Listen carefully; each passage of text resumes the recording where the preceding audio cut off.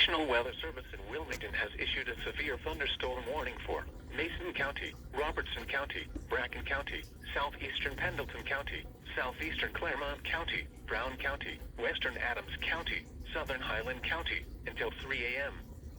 At 2:19 a.m., severe thunderstorms were located along a line extending from Sardinia to near Neville, moving east at 55 miles an hour.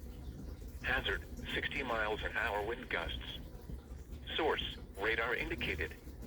Impact, expects damage to trees and power lines.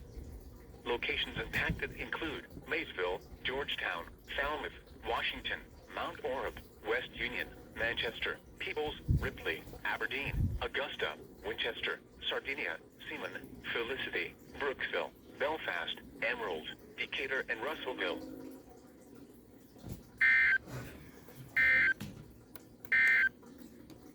A tornado watch remains in effect until 5 a.m. for the following.